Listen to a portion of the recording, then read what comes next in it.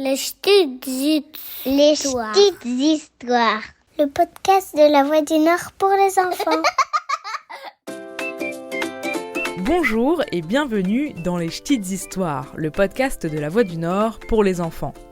Je m'appelle Elodie et aujourd'hui, je vous emmène dans la classe de CM2 de l'école Simone Veil à Houpplain-en-Couanne, près de Lille.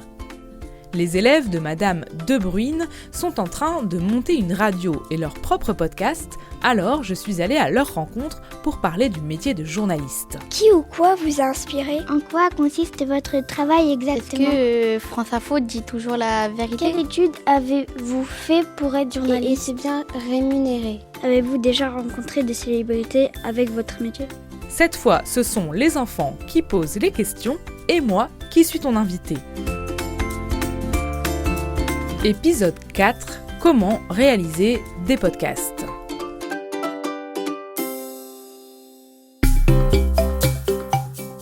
Je m'appelle Charlie. Comment réalisez-vous vos podcasts ? Avec quel matériel ?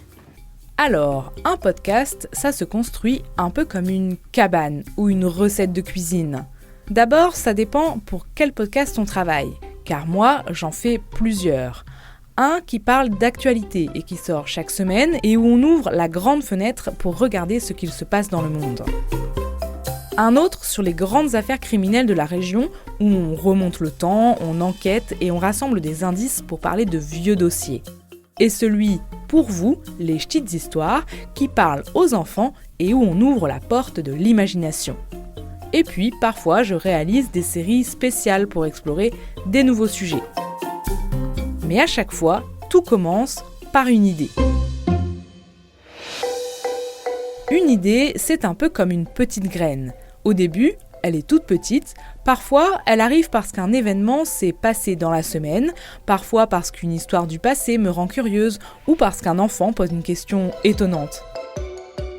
Pour le podcast d'actualité, par exemple, l'idée peut venir d'un fait important qui s'est passé dans la région. Je me demande qui ça concerne et comment l'expliquer simplement. Pour les grandes affaires criminelles, c'est différent. L'idée, c'est souvent une histoire vraie qui a marqué les gens. Là, je dois chercher, lire des anciens articles, comprendre ce qui s'est passé. C'est un peu comme devenir détective, mais avec des documents au lieu d'une loupe. Et pour les petites histoires, l'idée peut venir d'une question d'enfant, d'un sujet mystérieux ou d'une curiosité. Là, je me demande comment raconter ça pour que ce soit clair, vivant et presque comme un petit film dans ta tête. En fait, l'idée, tu l'auras compris, c'est le moteur du podcast. Sans idée, pas d'histoire et sans histoire, pas de casque sur les oreilles.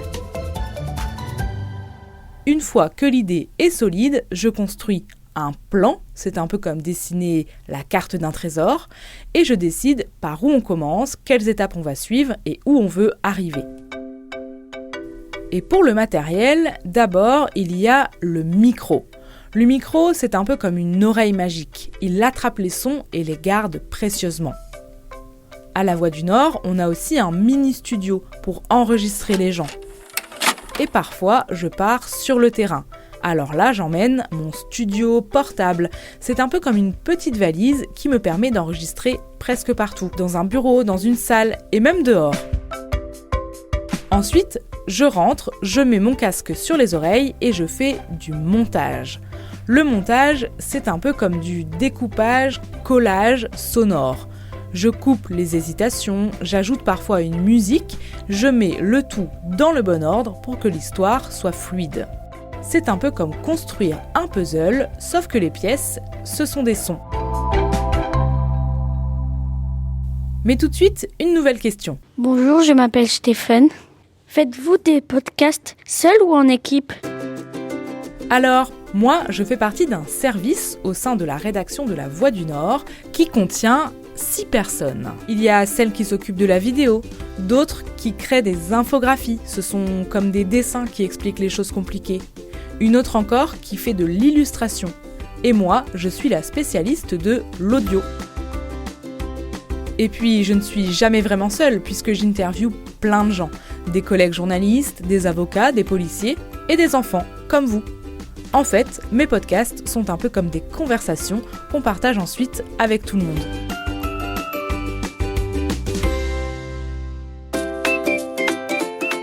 résumé, pour faire un podcast, il faut 2-3 bons ingrédients. Une idée, des gens à rencontrer, un micro, un peu de technique, beaucoup d'écoute et surtout énormément de curiosité. Et enfin, l'envie de raconter évidemment. Parce qu'au fond, un podcast, c'est juste ça. Une histoire qu'on chuchote dans l'oreille de quelqu'un. Allez, merci pour l'interview. Les Ch'tites Histoires, c'est le podcast de La Voix du Nord, à retrouver à chaque période de vacances scolaires sur notre site internet ou sur votre plateforme d'écoute préférée.